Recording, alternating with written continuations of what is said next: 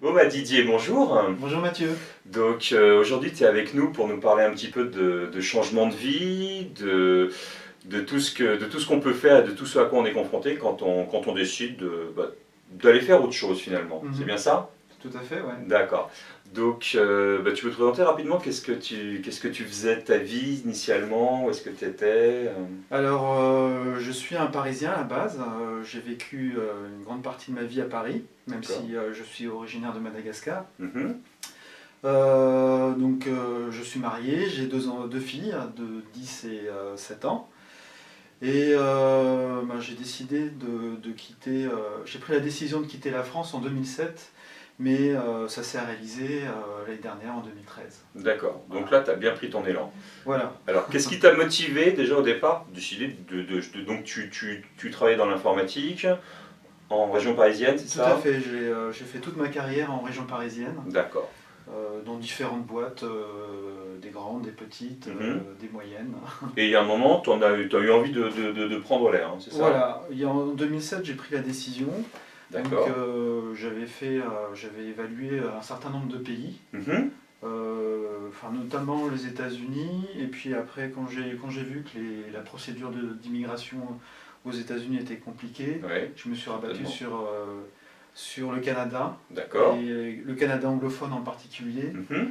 parce que je voulais en fait offrir une éducation bilingue à mes enfants. Ça déjà, Voilà. c'est un super point, ça. Rien que pour Voilà. ça vaut le coup. Donc ce qui m'a motivé en premier lieu, c'était vraiment ouvrir les champs de possibilités à Mhm. mes filles. D'accord. Ok, bon ça c'est déjà une belle motivation. Voilà. Donc tu t'y intéressais en 2007 et Ouais. donc il t'a fallu 5 voire 6 ans pour que ça se concrétise. Tout à fait. Alors donc déjà, c'est peut-être pas parti sur un coup de tête, donc ça C'est- déjà c'est quelque chose qu'on va voilà, c'était retenir. pas un coup de tête je ne recommande pas de partir sur un coup de tête. D'accord. Surtout dans la situation où vous partez par vos propres moyens. Ouais. Je ne suis pas parti via une multinationale en tant Oui, ouais, qu'expatrié. voilà, ça c'est autre chose. Voilà, je suis Effectivement. parti via mes propres moyens, donc Mm. il fallait Et puis préparer, avec une voilà, femme, deux enfants, avec une femme, tout deux ça c'est enfants, encore différent d'un trip qu'on pourrait se tout faire à fait, à 20 ans, quoi, je pense. exactement, avec une femme, deux enfants, ça se prépare. Alors Euh, comment t'as préparé ça justement un petit alors peu? comment j'ai préparé ça? Déjà ça commence par la procédure de visa. Mhm. Donc je suis parti via le visa de résident permanent. Donc D'accord. ça prend un peu de temps pour le faire. Ça m'a pris presque 2 ans. Est-ce que tout le monde peut le demander? Est-ce qu'il y a certaines professions, certaines Oui, il y a des conditions? oui, il faut avoir un niveau de qualification. Il y a un système de points en fait. Il y a Mhm. un système de points. Donc chaque province au Canada a ses critères. D'accord. Oui, en principe, tout le monde peut y aller. Mhm. Il y a des gens qui ont plus de chances d'être recrutés. D'accord. Voilà. C'est possible, ça prend du temps. C'est Mhm. beaucoup de papiers, de papiers à Ouais. remplir. Et voilà. D'accord. Si on se donne les moyens, on peut Si on réussir se donne les moyens, à faire ça. on peut l'obtenir. D'accord. Alors, tu as un peu préparé aussi, hormis le visa, ton arrivée sur place, de ton emploi, ton habitation, peut-être créer un réseau de personnes que tu Voilà. connaîtrais. Tu as un peu travaillé sur ce genre de choses, je crois? Alors oui, ce qu'on a fait, c'est en fait faire un voyage de prospection. D'accord. Voilà, donc on a fait un voyage de prospection à la ville de Vancouver. La première chose qu'on a faite, c'est faire un échange d'appartements avec une famille canadienne. Ouais. Donc c'est la première bonne idée Ouais. qu'on a eue. Ça, c'est une super idée. En plus, c'est très Voilà. accessible. Il y a beaucoup de sites qui permettent de faire ce genre de choses. Exactement, donc le site que je préconise, c'est Craigslist. D'accord. Ah oui. J'avais Ah, on essayé, peut faire ça sur Craigslist. Ça, je savais. on peut faire ça sur On peut Craigslist. vraiment tout faire sur Craigslist. C'est incroyable. Exactement, ouais. J'avais essayé d'autres sites payants, mais j'ai eu rien eu. D'accord. C'était vraiment des dépenses inutiles. Donc déjà, tu as vécu l'expérience, déjà, au moins tu as su si ça pouvait t'intéresser de vivre là-bas ou pas, Voilà, j'imagine. j'ai fait une immersion Combien de de 3 temps? semaines. 3 semaines, d'accord. Voilà, donc 3 semaines là-bas. Euh, donc c'était très pratique parce que vous êtes immergé dans la vie locale Mhm. et vous avez déjà une idée, même si vous êtes vacancier, vous avez déjà une idée de ce que c'est une vie Ouais. au Canada parce que vous faites les courses, vous devez faire les courses, vous devez faire les choses comme une famille canadienne. Mhm. Et dans l'échange, ils avaient une voiture, j'imagine, quelque chose? Dans l'échange, ils avaient une voiture. Ouais. D'accord. Ils avaient une voiture, moi j'ai pas mis de voiture à disposition. Oui, ça, c'est les termes de l'échange. Hein, Voilà. Mais bon, d'accord. comme ils étaient motivés à venir à Paris, Ouais. et puis Paris, il y a Pareil, ils sont en voiture. un réseau de transport assez dense. Donc, À Paris, la voiture est plutôt une gêne qu'autre chose, de toute tout à façon. fait, ouais. Donc, première chose, tu t'es intéressé aux démarches, au papier, et donc tu y es allé, tu as fait un échange d'appartements, déjà, Ouais. première très bonne idée. Ouais. Tu as vu si ça te plaisait, donc le verdict a été que ça t'intéressait. Voilà, le verdict était que ça nous intéressait. Ça validait le fait que c'était intéressant. D'accord. Donc au retour de ce voyage, la première action qu'on a fait, c'est participer à un salon qui s'appelle Destination Canada. D'accord. Voilà, donc Destination Canada, c'est des stands où il y a chaque province qui promeut sa province. D'accord. Afin d'attirer des immigrants. C'est intéressant. Voilà. Et est-ce qu'il y a des boîtes qui recrutent ou non? Il y avait aussi oui, des boîtes qui recrutaient, oui. Mais bon, c'était pas des boîtes très intéressantes par rapport à nos objectifs, elles n'étaient pas très intéressantes. D'accord, ok. Donc, tu as pris sa décision, alors comment tu as fait? Tu as cherché un boulot? Comment ça a marché? Non, parce qu'en fait, trouver, pour Vancouver en tous les cas, trouver un job à distance, c'est un peu compliqué. C'est pas impossible, mais c'est pas recommandé. Donc on n'avait pas le visa. Si on trouvait et si on n'avait pas le visa, de toute façon l'employeur après il n'était plus intéressé. D'accord. J'ai souvent vu des gens qui expliquaient que pour certaines immigrations, pour avoir le visa, il fallait un travail, pour avoir un travail, il fallait le visa. Ouais. Et que c'était quelque chose un peu complexe. Voilà. D'accord, ok. Nous on a voulu d'abord avoir le visa et puis être sur place, et c'est sur place qu'on allait s'occuper de notre avenir professionnel. D'accord. Et donc tu t'es aussi fait un réseau de personnes que tu pourrais connaître? Alors oui, en 3 semaines, Oui. on a fait du networking. On a établi des contacts avec des gens, des francophones, oui. des francophones d'origine malgache, des Français. Oui. Et tu as trouvé une filière malgache. Voilà, ouais, j'ai voilà. Tu as un petit coup de pouce. Ça rend les choses sympathiques. Il y a aussi des filières bretonnes, des filières oui, alsaciennes. des sauvegardes. D'accord, bon, on peut tout trouver. Voilà. Oui, pour les purs parisiens comme moi, ça va être plus compliqué cette histoire. Ouais. D'accord. Donc ça c'est. Donc oui, c'est toujours bien d'établir des contacts avec des gens qui résident sur place pour avoir des pistes. Sur comment trouver un logement, comment trouver un job, enfin, le basique quoi. Et alors donc quand tu es parti, tu avais ton logement quand même? Tu avais quelque chose? Alors voilà, donc quand je suis parti, j'avais rien du tout. D'accord. J'avais uniquement mon réseau de connaissances. Voilà. Avant de partir, juste, comment ça s'est passé vis-à-vis de ton travail? Comment tu t'as démissionné? Alors oui, j'ai négocié mon départ. Tu as négocié ton départ? Voilà, j'ai négocié mon départ. Pas partir comme ça non, sans rien? Non, il ne faut pas partir sans rien. J'ai négocié mon départ pour avoir un filet, un petit coussin financier. Même si c'est pas énorme, mais c'est toujours ça. Ça t'offrait du temps. Voilà, ça m'offrait du temps. Et j'avais aussi un peu d'économie. Voilà, c'était important. Ça peut faire partie des 5 ans de mise en place du changement de vie d'ailleurs. Exactement. C'est important d'avoir un coussin financier parce que ça t'enlève une pression financière, ça t'évite de chercher un survival job, même si ça peut être sympa, mais... oui, pendant ce temps-là, c'est plus compliqué de trouver ce que tu veux. Étant père de famille, je voulais éviter cette phase-là. Il y a beaucoup d'immigrants qui passent par cette phase-là, et moi je voulais éviter ça. D'accord. Donc tu es parti, tu as cherché un appartement, enfin un logement. Voilà, j'ai cherché un logement, et le Canada c'est assez simple. En termes de logement, voilà, c'est pas aussi compliqué qu'en France. D'accord. Ouais. Ok. T'es parti seul avec tes filles? Je suis parti seul avec mes filles. Mon épouse est restée en France parce qu'il a fallu qu'elle négocie son départ, elle, de son côté. Oui, pas évident de faire ça en même temps. Voilà. Et puis aussi, on a pris la décision de mettre en vente notre logement en France. D'accord. Voilà. Ah oui, donc il y a quand même des choses à gérer Ouais, il y sur a des place. choses, il y a des choses à gérer. D'accord. Parce que donc tu le mets en vente, ça permet de. C'était pour récupérer du cash ou c'est parce que faire une location à distance, la Voilà, gérer, ça la te. gérer à distance c'est compliqué. Ouais. Et puis La gérer à distance, c'est il y compliqué. avait des frais financiers par rapport au logement qu'on avait Mhm. qui commençaient à prendre beaucoup Ouais. d'ampleur. Toujours savoir sortir de Voilà. tout, Donc on a préféré sortir. éviter les escapes d'engagement et sortir Voilà, intelligemment. et puis récupérer le cash. D'accord. Mm. Ok, ça c'est super. Et alors donc, ta femme est restée, tes filles, comment t'as géré ça? Alors j'ai géré ça le mieux que je pouvais. Ouais. Le mieux que je pouvais, Ça toujours du mieux. c'était pas simple tous les jours. Mhm, bien sûr. Parce que il fallait. Tu les as emmenés donc, hein. Voilà, Tu les as emmenés. je les ai emmenés. Donc il fallait les gérer, le Mhm. quotidien, les mettre à l'école, Ouais. les inscrire à l'école. Donc ce coup-ci, elles ont été dans une école bilingue, une école anglophone? Alors elles ont été dans une école francophone Mhm. avec le système canadien. Donc système canadien, mais tout en français. D'accord. Avec pour la fille aînée, la fille qui a 10 ans, Oui.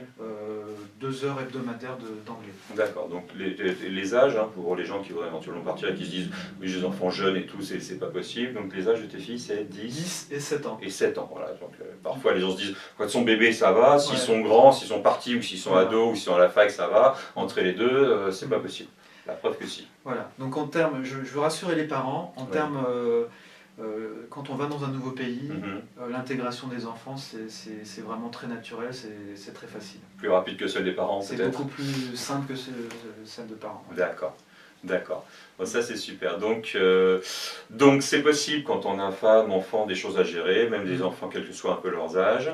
Y aller une première fois pour voir un petit peu, y vivre, faire un échange de maison, quelque chose comme ça, type quick list, et y aller en prenant son élan, en cherchant son visa, en faisant des économies, en ayant un coussin financier, bien négocier son départ, bien faire ça complètement si on veut changer de vie. Tout à fait, Je ouais. suis d'accord. Surtout quand on est une famille. Oui, Voilà. encore Alors, plus. si j'étais célibataire, j'aurais fait les choses autrement. Bien sûr, Mais là, à 20 ans, tout seul, on partirait avec un sac à dos, ouais, se tout à fait. disant, Tout à je fait. vais vendre des kebabs et puis je vais apprendre la langue et puis ça va se faire. Exactement. D'accord, bon, très intéressant. Et alors, c'était sur la partie technique de ce changement de vie. Après, sur un petit peu tout ce qu'il a induit, donc peut-être de plus fondamental en toi. Est-ce que ça a changé des choses familialement? Est-ce que tu as remis des priorités en place, le travail, la famille, les enfants? Comment tu l'as vécu tout ça? En fait, comment je l'ai vécu, j'ai appris à mieux me connaître. C'est-à-dire que avant, quand j'étais en configuration normale avec ma femme, je me reposais souvent sur ma femme sur certaines tâches avec les enfants. D'accord. Donc là, j'avais pas cette possibilité. Il fallait tout gérer. Oui. Donc j'ai réalisé que c'était possible en fait. D'accord. J'ai démystifié un peu la difficulté de la tâche. Ouais, parce que tu t'étais sorti du quotidien, du coup. J'étais sorti du quotidien. J'ai dû aller à l'école, parler à l'équipe d'enseignants, parler au directeur. Chose que je faisais pas. Enfin, je le faisais, mais pas de manière naturelle en étant en France. Gérer jour, nuit, voilà, maladie, tout. Accompagner les enfants à leurs activités, apprendre, les écouter aussi, être à leur écoute. J'avais du temps devant moi, j'étais à leur écoute, et ça pour moi c'est une expérience incroyable. D'accord. Ouais. D'accord. Donc, par rapport à avant, par rapport à ta vie quotidienne, qui en l'occurrence était parisienne, comment ça marchait? Quelle était la place de ton travail, la place de ton couple, la place de tes enfants, la place de tes amis, de tes activités autres, etc. Comment ça s'organisait? Et est-ce que ça a changé quand tu as changé de vie? Alors, quand j'étais en région parisienne, le travail prenait une place très très importante. D'accord. J'avais une occupation professionnelle qui était très prenante. Et naturellement, l'éducation des enfants s'appuyait sur ma femme. Ouais, c'est ça. C'est derrière ta carrière, voilà, quelque part, en temps. c'était ma carrière avant tout. Oui. Et, voilà, il y avait cette expérience m'a permis en fait de repositionner la place du travail. Mhm. D'accord. Et là, je vais reprendre une occupation, j'ai repris une occupation professionnelle. D'accord. Et maintenant, je vois les choses autrement. D'accord. Oui. Je vois les choses, je vois vraiment les choses autrement. D'accord. Donc pendant cette période où j'étais en mode solo, Oui.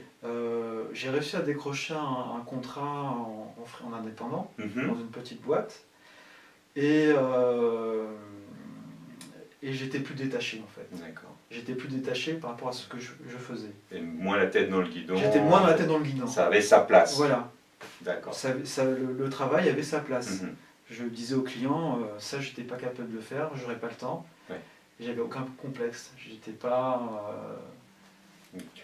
Voilà. Tu commences à reprendre ta vie. Je reprends. C'était la tienne quoi. Voilà. À un moment, ça c'est pour le travail, Exactement. ça c'est pour autre chose. Alors que en région parisienne, moi, j'étais dédié au travail. D'accord. Bon, c'est super intéressant. Ouais. Et alors, est-ce que par rapport à ton entourage, est-ce que donc ça c'était un projet de famille réduite, c'est-à-dire ta femme, toi-même et tes deux filles. Après l'entourage, comment ça s'est passé à ce niveau-là, les beaux-parents, les grands-parents des filles des deux côtés? Alors du côté de mes beaux-parents, ça s'est mal passé parce ils habitent à Madagascar. D'accord. Donc Madagascar, c'est encore, le Canada, on s'éloigne encore plus de Madagascar. Ouais. Mes parents, ils sont plutôt en France, donc avec eux, c'était plus facile à gérer. Et sinon, mes amis, ma famille, mes frères et sœurs proches, ça s'est bien passé. Personne qui t'a dit t'es complètement fou, partir, tu sais pas comment tu vas travailler, en plus t'as des filles de 7 ans et 10 ans, c'est une idée un peu alors fou, oui, j'avais des collègues qui disaient le Canada il fait trop froid, jamais j'irai dans ce pays. Après je leur dis non, Vancouver non il fait pas si froid que ça. Ah bon, t'es sûr? Non, c'était plutôt la destination qui rebutait certaines personnes. Voilà. Ah ça, après chacun son. Voilà, le Canada il y a le froid. Donc, chacun ses aspirations. Le Canada, j'ai cru remarquer au passage quand même depuis quelques années qu'en France avait un vent en poupe assez énorme.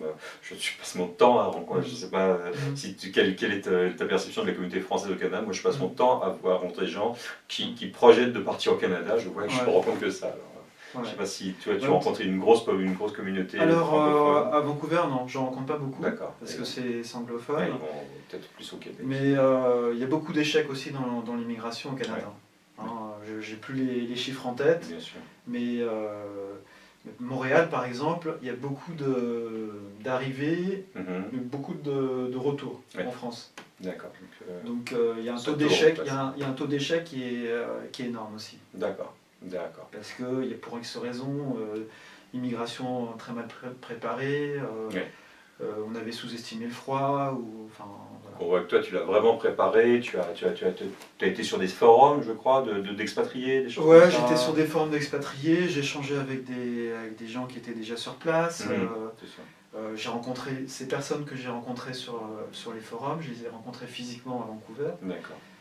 Donc oui, je me suis vraiment préparé. Ouais, on peut tout faire, donc, mais il faut s'en donner les moyens. Il n'y a pas de coup de baguette magique. Voilà, et j'insiste sur le fait que c'est un projet difficile. Faut se donner les moyens, c'est un projet difficile. Voilà. D'accord. Et que le Canada, c'est pas l'Eldorado. Non. On n'arrive pas là-bas, on ne devient pas bilingue en un mois, et les dollars, ils sont pas par terre. D'accord. Il faut vraiment trouver sa place, il faut se bouger. D'accord. Alors, simplement pour savoir, maintenant que tu y es, que tu y vis, que tes filles y vivent depuis un an, depuis un an, et que ta femme va... Sa femme est là maintenant. Ah oui, pardon, que ta femme t'a rejoint. Donc, un petit sentiment final par rapport à la langue, par rapport à l'éducation des enfants, par rapport à la vie que tu mènes. Où est-ce que tu en es? Alors, la vie en général, surtout là où je suis à Vancouver, c'est une vie très paisible, très calme, air propre, la nature, les grands montagnes, espaces canadiens. La montagne, l'océan très proche. D'accord. Donc en revenant de l'école, je les emmène au bord de l'océan ou dans les montagnes faire un peu de trekking. Ça, c'est un énorme privilège. Ouais, c'est chouette, ça. Ça, c'est vraiment... Ça, c'est chouette. En France, ça doit être faisable, mais en Corse alors. Oui, c'est dans certains Corse. endroits en France, mais là, c'est vraiment une vie paisible. Mhm. Alors, par rapport aux enfants, maintenant elles commencent à parler l'anglais. Mhm. Donc là, je pense que dans 2 ans, elles seront complètement bilingues. D'accord. Leurs camarades sont anglophones? Alors leurs camarades Ils sont ceux d'école, ils sont francophones. leurs camarades sont bilingues. D'accord. Donc normalement, ils ont comme interdiction de parler en français dans l'enceinte de l'école. D'accord. Mais bon, ils ne peuvent pas s'empêcher de parler l'anglais en cours de récré. Ouais. D'accord. Voilà, donc c'est... Le système éducatif t'a plu? Le système éducatif m'a beaucoup plu, parce que comme je te l'avais dit une fois, il n'est pas seulement axé sur l'enseignement académique classique, Mhm. il y a aussi un volet développement personnel qui est important. D'accord. Donc développement personnel, c'est le respect de soi, mais aussi le respect de l'autre. Mhm. D'accord. Et dès qu'ils entreprennent une action qui est positive en faveur de la collectivité, Mhm. ils ont un bon point. D'accord. Voilà. Ils travaillent en beaucoup groupe aussi? Il y a beaucoup de travaux de groupe. D'accord. Et l'équipe pédagogique analyse beaucoup aussi le comportement hors classe. D'accord. Ah oui. Ok. En groupe, comment ils se comportent. C'est des pistes intéressantes. Ouais. Un jour, il y aura une petite, sur ACDC, il y aura une petite chronique sur l'école. On a beaucoup de choses à lire, je pense, sur l'école. Ouais. Donc c'est toujours intéressant de voir un petit peu ce qui Ouais. est intéressant, ce qui marche bien dans les autres systèmes. Alors, ma fille part de très loin, parce qu'elle a toujours été dans le système éducatif français classique. Et l'avant-dernière année, elle était presque en état de surmenage. Ah oui. À l'époque, elle avait 8 ans. Alors je me suis dit, 8 ans, être déjà quasiment surmenée. Elle avait mal au ventre, elle somatisait, quoi. Ouais. Elle avait mal au ventre. Donc là, je me suis dit, il y a un problème. Ça a joué dans ta décision parce que ça fait partie des choses Je l'avais déjà prise, ma décision, mais cet événement m'a renforcé ma détermination. De changer de système, en fait. D'accord. Donc là, on changeait de vie, voilà. on en profite, enfin, système... par une expatriation. Quoi. Tout à fait. Le système n'est pas parfait. Le système n'est pas parfait. Il a ses lacunes, mais en pesant le pour et le contre, ça convient mieux à des personnalités comme ma fille. D'accord. Bon, toi, au niveau professionnel, tu as retrouvé du travail dans ta spécialité? Alors, j'ai trouvé une mission freelance dans une petite boîte de 50 personnes. Alors, je peux intervenir par un coup sur des projets ponctuellement dans cette société. Mais là, comme ma femme est là, je vais aussi essayer, je vais chercher un job à temps plein. Oui. Voilà, pour avoir plus de revenus. Donc tu vas vivre à la nord-américaine avec 2 semaines de congés payés pour toute l'année. Oui. Voilà. En France, avec les RTT, on peut monter. Ouais. Il y a des endroits où on en a plus de 10 des semaines, 10 et demi. Faut tout voir quand on fait le changement. Après, les journées de travail sont différentes là-bas. Ils commencent plus tôt, ils commencent à 8h, 8h30 et ils terminent à 16h30. 16h30, souvent, il n'y a plus personne. Voilà, et généralement, la pause déjeuner est symbolique. Et la pause déjeuner, certains la passent devant un écran, où il y a une petite cuisine où on chauffe son pain. C'est moins sacro-saint que tout ce qui est repas. C'est en France, c'est sacro-saint. Non, là c'est 30 minutes, 45 minutes. Ouais. D'accord. Bon, donc pour l'instant, tu es content, ce sera à refaire. Ah, je regrette pas du tout. Je regrette pas du tout, mais par contre, c'est difficile. Et donc, par contre, c'est difficile parce que il y a la barrière de la langue, même si je parle correctement anglais. Bien sûr. Ils ont un accent qui est spécifique.